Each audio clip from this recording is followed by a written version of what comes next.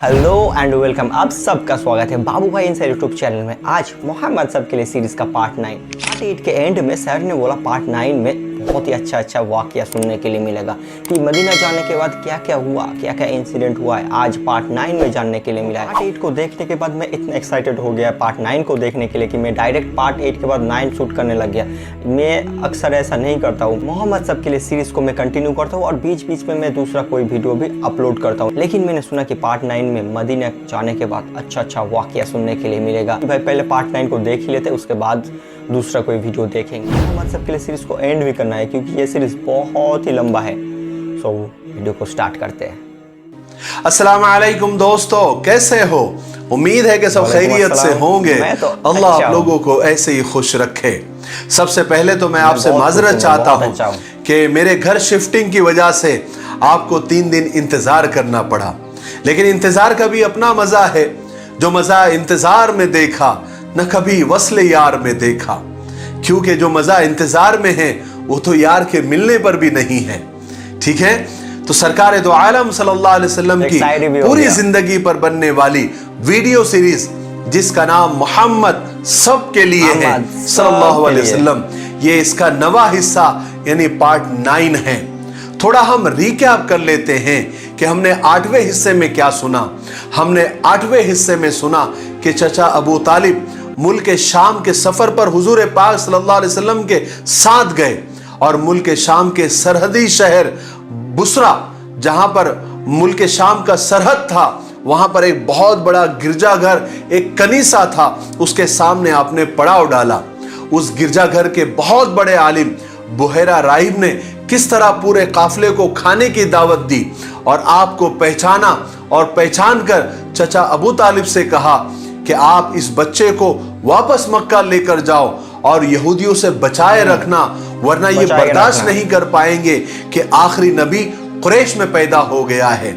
इसलिए चचा अबू तालिब ने शाम का आगे का जो बिजनेस टूर था, जो तिजारती सफर था, उसको कैंसिल करके उसी सरहदी शहर बुसरा से मक्का वापस आ गए ताकि आप सल्लल्लाहु अलैहि वसल्लम की हिफाजत हो सके। चलिए अब आगे सुनते हैं। अब हुजूर पाक सल्लल्लाहु अलैहि वसल्लम की उम्र 12 साल से ज्यादा हो चुकी थी और आपका ज्यादा वक्त तन्हाई में गुजरता। उस उम्र में बच्चे खेल कूद में अपना वक्त खराब कर देते हैं, लेकिन आपको ये बात बिल्कुल पसंद नहीं थी कि आप अपना सारा वक्त खेल कूद में खराब कर दें, बल्कि आपको इस छोटी सी उम्र से ही ये बात पसंद थी कि आप तन्हाई में खामोश बैठ जाएं और कायनात के जर्रे जर्रे पर गौर फरमाएं, फिर इस कायनात के पैदा करने वाले को पहचाने कि वो कौन है और कहां है। क्या वो इन पत्थरों की बेजान तस्वीरों में है या वो एक ऐसी जात है जो हमारी नजरों से ओझल है, छुपी हुई है, लेकिन हर जगह मौजूद है। आपके दिल ने कभी इस बात को कबूल ही नहीं किया कि पत्थरों के इन पुतलों में कोई ताकत हो सकती है, किसी को मारने की, किसी को जिलाने की, किसी को बीमार करने की, किसी को सेहत देने की, किसी को रोजी देने की, किसी को भूखा रखने की। आपके दिल में बचपन से ही ये यकीन पैदा हो गया था कि ये तस्वीरें और ये लात हुबुल की मूर्तियां बेअसल और बेजान हैं। ये खुद अपने नफा नुकसान के लिए बेबस है। आदमी के अपने हाथ से बनाई हुई ये सब चीजें इबादत के लायक हो ही नहीं सकती। मगर आप जब देखते कि आपके कौम के लोग उन्हीं पुतलों की इबादत करते हैं, उन्हीं के सामने सर झुकाते हैं, सब छोटे बड़े, अमीर गरीब, आका गुलाम, सब उन पत्थरों की इबादत करते हैं, उस वक्त आपके दिल को बहुत तकलीफ होती थी। मगर सीधा रास्ता कौन सा है और किधर है? आप तन्हाई में खामोश बैठते और यही सब सोचते रहते। उस वक्त मक्का सारी बुराइयों का अड्डा बना हुआ था। ऐसी कोई बुराई, ऐसी कोई खराब आदत बाकी ही नहीं थी जो मक्का वालों में नहीं थी। शराब पीना, जुआ खेलना, कत्लो गारतगिरी करना, ये मक्का वालों के पसंदीदा और फेवरेट काम थे। इसलिए मक्का के बच्चे भी जब बड़ों का ये काम देखते और बड़ों को ये काम करता हुआ देखते तो बचपन से ही उनकी तरबियत वैसी होती और वो वैसे ही काम करना शुरू कर देते। फिर जब मक्का वाले आपको देखते तो हैरत करते کہ حضور پاک صلی اللہ علیہ وسلم نہ اپنے دوستوں کے ساتھ ادھر ادھر پھرتے، نہ ان کے ساتھ کھیلتے، بلکہ اس بچپن کے زمانے میں بھی آپ اپنا وقت اس طرح گزار رہے ہیں جیسے بڑی عمر کے لوگ گزارتے ہیں۔ بڑوں کا ادب کرنا، احترام سے بات کرنا، عزت کرنا، چھوٹوں سے پیار اور شفقت سے پیش آنا، عورتوں کی عزت کرنا، غریبوں کی مدد کرنا، اس طرح آپ کا بچپن ہر برائی سے پاک گزرا، شرافت، نیک نامی اور بزرگی کے ساتھ گزرا۔ پھر آپ نے اسی عمر میں بکریاں چرانا شروع کر دی۔ جو لوگ چاہتے اپنی بکریاں آپ کے حوالے کر دیتے، آپ انہیں جنگل میں لے جاتے، وہاں دن بھر بکریاں چرتی اور آپ ان کی نگرانی فرمایا کرتے تھے۔ لوگ آپ کے اخلاق، آپ کی عادتوں کو دیکھتے اور آپ کی عمر کو دیکھتے تو انہیں بڑی حیرت ہوتی۔ آپ کی سچائی، آپ کی پاکیزگی کو دیکھتے تو ان کے دلوں میں آپ کے لیے زبردست احترام پیدا ہو جاتا۔ آپ کی سچائی، نیکی، شرافت نے سارے مکہ میں آپ کی محبت، عزت پیدا کر دی تھی۔ یہی وجہ تھی کہ آپ کا نام مکہ والوں نے امین یعنی امانت دار رکھ دیا تھا۔ پھر آپ اسی نام سے پکارے جانے لگے۔ اس زمانے میں مکہ کے قریب ہر سال کچھ میلے لگا کرتے تھے، بڑے چھوٹے ہر طرح کے میلے مکہ کے قریب لگا کرتے تھے۔ لوگ دور دور سے وہاں پر بڑے بڑے بزنس مین، بڑے بڑے تاجر آتے تھے، وہاں اپنی دکان، اپنی شاپس لگاتے تھے۔ ان میں سب سے بڑا میلہ اوکاس کا میلہ تھا، جس کا نام اوکاس تھا۔ ان میلوں میں آس پاس کے سارے قبیلے کے لوگ ایک ساتھ جمع ہوتے تھے اور دوسرے ملکوں کے بھی قبیلے اس میں آیا کرتے تھے اور اپنے ساتھ ایسے شعر لکھ کر لاتے تھے جس میں اپنی اور اپنے خاندان کی اور اپنے باپ داداؤں کی بڑائیاں ہوتی تھی۔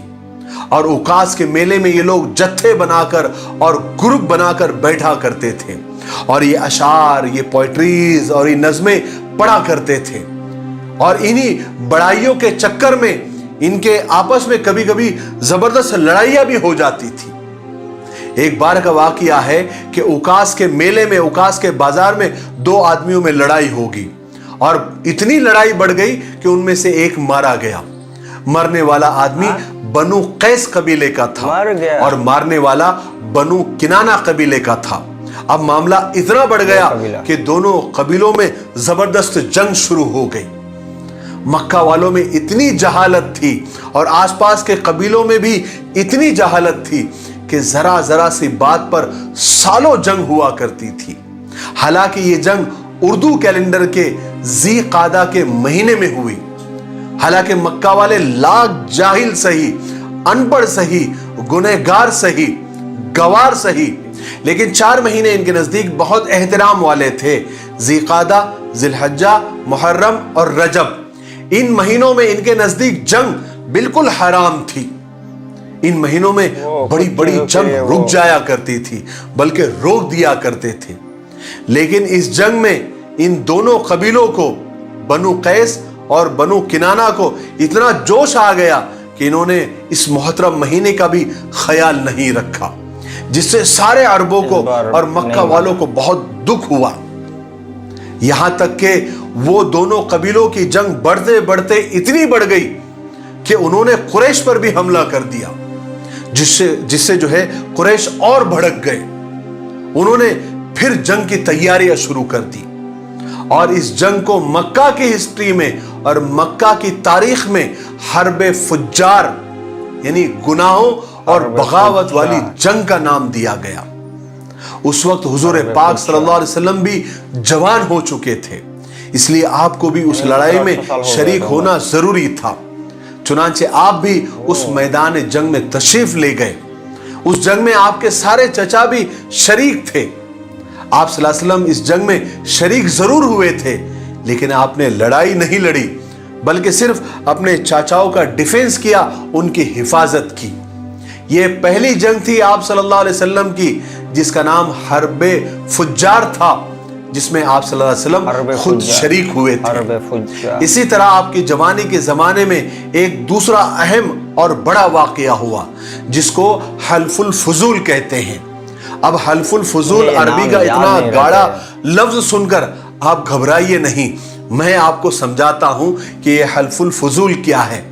ये हल्फुल फुजूल एक अहदनामा, एक एग्रीमेंट था जिसमें सब मक्का वालों ने मिलकर और सारे कबीलों ने मिलकर कसम खाई थी और उस पर मोहर लगाई थी, दस्तखत की थी कि अब मक्का में किसी पर जुल्म होगा, अत्याचार होगा तो हम नहीं सहेंगे।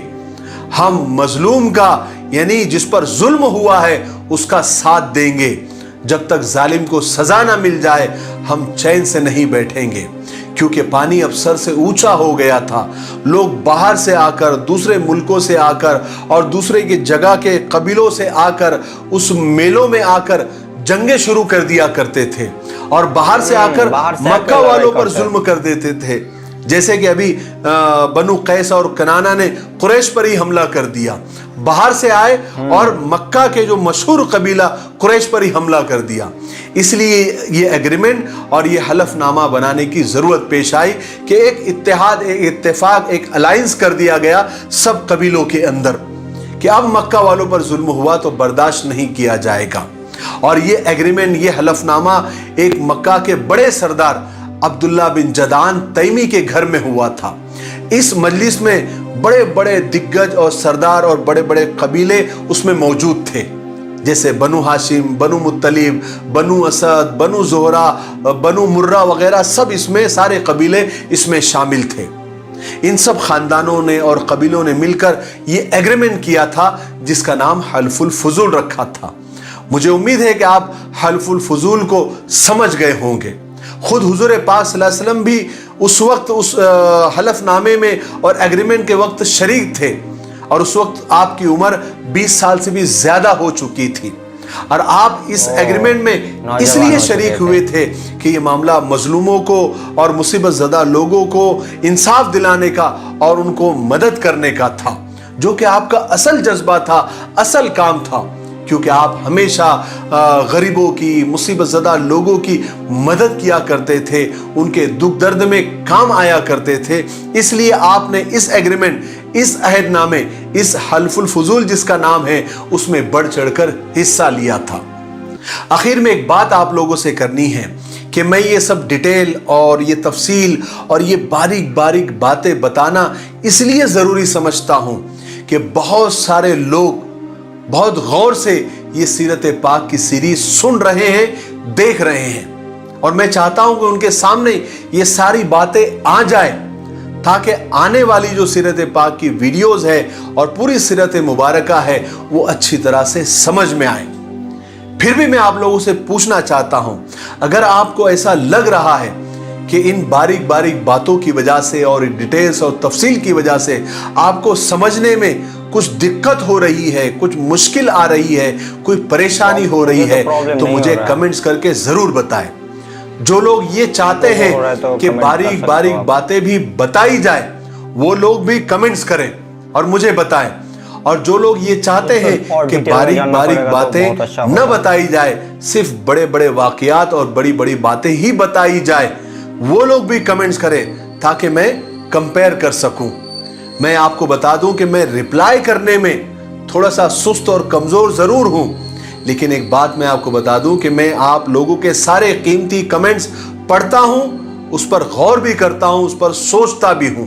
आप ऐसा ना समझे कि मेरा रिप्लाई नहीं आ रहा है तो मैं पढ़ नहीं रहा हूं। मैं आपके हर एक कमेंट्स मेरे लिए बहुत इंपॉर्टेंट और बहुत अहम होते हैं। ठीक है, तो मैं आपके कमेंट्स का इंतजार कर रहा हूं ताकि मैं आने वाली जो सीरीज और वीडियोस हैं उसमें मैं आप जैसा चाहते, क्योंकि मैं आप पर बोझ नहीं डालना चाहता, जितना आप सुनना चाहते हैं मैं उतना ही आपको सुनाना चाहूंगा। लेकिन मेरे हिसाब से छोटी छोटी बातें भी जो समझ में आ सके वो बताना जरूरी है। ये मेरी अपनी राय है, फिर आप लोग अपनी राय दीजिए। ठीक है, तो आज के लिए इतना काफी है। वीडियो काफी लंबा हो रहा है। हम 10वें हिस्से में यानी पार्ट 10 में हम सुनेंगे हुजूर पाक सल्लल्लाहु अलैहि वसल्लम और हजरत खदीजा रजी अल्लाह तआला अन्हा की जिंदगी की यानी जो शुरुआत है किस तरह से बिजनेस और तिजारत से हुई और फिर बाद में जाकर कैसे उनका निकाह हुआ, ये हम 10वें हिस्से में आपको मुकम्मल तफसील से और डिटेल में आपको सुनाएंगे। तब तक मेरे लिए, पूरी उम्मत के लिए और पूरी इंसानियत के लिए खैर और भलाई की दुआ करते रहे। अस्सलामु अलैकुम व रहमतुल्लाहि व बरकातुहू। वालेकुम अस्सलाम व रहमतुल्लाहि व बरकातुहू। भाई जितना आगे बढ़ रहा हूँ जितना आगे बढ़ रहा हूँ सीरीज़ उतना ही इंटरेस्टिंग हो रहा है। मैंने सोचा था कि 9 कंप्लीट करने के बाद दूसरा कुछ एक वीडियो अपलोड करूँगा, लेकिन अब देख रहा है कि 9 के बाद 10 भी देखना पड़ेगा, उसके बाद ही मैं कुछ सोचूंगा। तो आप लोग ही कमेंट में बताओ कि मैं एक भी बार में पूरा जो सीरीज़ है मोहम्मद साहब के लिए वो कंप्लीट कर लूँ, उसके बाद दूसरा कोई वीडियो अपलोड करो, या फिर बीच बीच में कुछ वीडियो अपलोड करता रहूँ। तो आप लोग कमेंट में बताओ मैं क्या करूँ, मैं कंफ्यूज हूँ, क्योंकि मुझे ये सीरीज़ बहुत ही अच्छा लग रहा है। और मैं ये वीडियो देखते टाइम सोच रहा था कि काश, मेरा तो उम्र 20+ है, काश मैं थोड़ा सा पहले अगर इस सीरीज़ को देखता, कि इस सीरीज़ को ना भी देखता, लेकिन जो लास्ट प्रॉफिट है मोहम्मद पीस भी अपने, उनके बारे में जानता, तो मेरा जो लाइफ है और भी अच्छा होता, मैं और भी लोगों के साथ अच्छा बिहेवियर करता।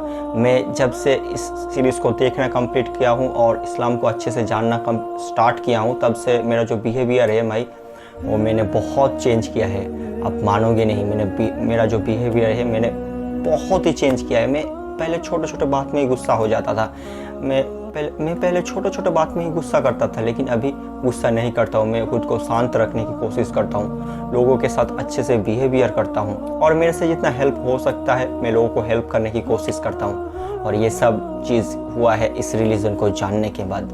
मैं तो अभी बहुत खुश हूँ। मेरा जो मकसद था यूट्यूब में एक चैनल क्रिएट करना, चाहे वीडियो में व्यूज़ हो, सब्सक्राइबर गेन हो या फिर ना हो, ये तो दूसरी बात है, लेकिन मेरा जो असल मकसद है कि मेरा जो असल मकसद है कि मैं इस रिलीजन को जानूं और इस रिलीजन को जानते हुए वीडियो अपलोड करूं, ये भाई डे बाय डे थोड़ा थोड़ा करके कंप्लीट हो रहा है। सो आप लोग प्लीज़ इस भाई को सपोर्ट करते रहो, और मैं डे बाय डे जो वीडियो का क्वालिटी है वो इम्प्रूव करता रहूँगा।